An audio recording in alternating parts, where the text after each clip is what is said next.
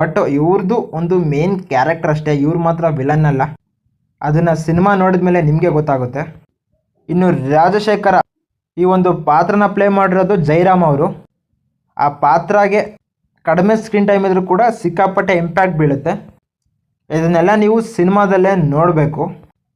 ಇನ್ನು music director Ajaneesh Lokanath ಹಿಂದಿನ ಸಿನಿಮಾದಲ್ಗಿಂತ ಸಖತ್ತಾಗೆ ಮ್ಯೂಸಿಕ್ನ ಕೊಟ್ಟಿದ್ದಾರೆ. ಹೌದು, 2 ಸಾಂಗ್ನ ಕಾಂತಾರದಿಂದನೇ ತಗೊಂಡಿದ್ದಾರೆ. ಬಟ್ ಆ ಸಾಂಗ್ಗಳು ಓಕೆ ಸಖತ್ತಾಗೆ ವರ್ಕ್ ಆದವು ನಮಗೆ ಮಾತ್ರ. ಸೊ ಯಾವುದೇ ರಿವ್ಯೂನ ನೋಡ್ದಂಗೆ ಸಿನಿಮಾನ ನೋಡಿಲ್ಲ ಅಂದರೆ ಫಸ್ಟ್ ಹೋಗಿ ಸಿನಿಮಾನ ನೋಡಿ, ಸಖತ್ ಎಕ್ಸ್ಪೀರಿಯನ್ಸ್ ಆಗುತ್ತೆ. ನನಗೆ ಮಾತ್ರ ತುಂಬ ದಿನ ಆದಮೇಲೆ ಒಂದು ಒಳ್ಳೆ ಎಕ್ಸ್ಪೀರಿಯನ್ಸ್ ಆಯಿತು. ಸೊ ಈಗ ಬರ್ರಿ ತೆಲುಗು ಅವರ ಕಾಂಟ್ರವರ್ಸಿ ವಿಷಯಕ್ಕೆ ಬರಲಿ.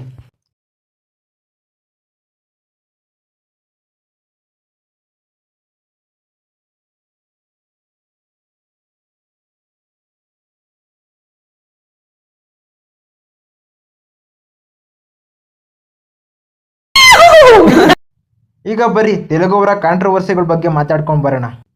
ಏನು ಅವ್ರು ಹೇಳ್ತಿರೋ ಪ್ರಕಾರ ಓಜಿಯ ಪೋಸ್ಟರ್ಸ್ನ ನಮ್ಮ ಕನ್ನಡಿಗರು ಕಿತ್ತು ಬಿಸಾಟ್ರು. ಅಷ್ಟೇ ಅಲ್ಲ, ರಿಷಬ್ ಶೆಟ್ಟಿ ಅವರು ಪ್ರೀ ರಿಲೀಸ್ ಇವೆಂಟಲ್ಲಿ ತೆಲುಗುನಲ್ಲಿ ಮಾತಾಡಿಲ್ಲ. ಹಂಗಾಗಿ ನಾವು ಕಾಂತಾರನ ಬಾಯ್ಕಾಟ್ ಮಾಡ್ತೀವಿ. ಏನು ಸರ್ ಇದು? ದೇವ್ರು ನಿನ್ಗೆ ಒಳ್ಳೇದು ಮಾಡ್ತದ, ನಿನ್ನ ಜನ್ಮಕ್ಕೆ ಹೋಗೋ. ನಿಮ್ಗಾದ್ರೂ ಇದು ಪರ್ಫೆಕ್ಟ್ ಡಿಸೈನ್ ಅನಿಸುತ್ತಾ? ಕೆಲವು ರಿವ್ಯೂವರ್ಸ್ ಅಂತೂ ಕೂಡ ಫಿಲಮ್ನ ನೆಗೆಟಿವ್ಸ್ನ ಯಾವುದ್ರಲ್ಲಿ ಹುಡುಕಿ ಹೇಳಬೇಕು ಅಂತ ಮನಸ್ಸಲ್ಲಿ ಹಾಕ್ಕೊಂಡು ರಿವ್ಯೂ ಮಾಡಾಕಿದ್ದಾರೆ ತೆಲುಗು ಅವರು. ಅವರು ಸೋ ಕಾಲ್ಡು ಸಖತ್ತು ಸಬ್ಸ್ಕ್ರೈಬರ್ಸ್ ಇರೋ ರಿವ್ಯೂವರ್ಸೇನೆ. ಯಾವ ಇವೆಲ್ಲ ಬಿಡೋದಿಲ್ಲ ಅಂತವೆ. ಇನ್ನು ತೆಲುಗುನಲ್ಲಿ ಪೋಲಚುಕ್ಕ ಅನ್ನೋ ಒಬ್ಬ ರಿವ್ಯೂವರ್ ಇದ್ದಾರೆ. ಅವರು ಆದಿಪುರುಷ್ಗೆ ಕಲ್ಕಿಗಿಂತ ಜಾಸ್ತಿ ರೇಟಿಂಗ್ನ ಕೊಟ್ಟಿದ್ದವರು. ಕಾಂತಾರ ಸಿನಿಮಾ ಬಗ್ಗೆ ಮಾತಾಡ್ತಾರೆ, ಟ್ರೋಲ್ ಮಾಡ್ತಾರೆ. ಇದನ್ನ ನೆನೆಸ್ಕೊಂಡ್ರೆ ನಗು ಬರುತ್ತೆ.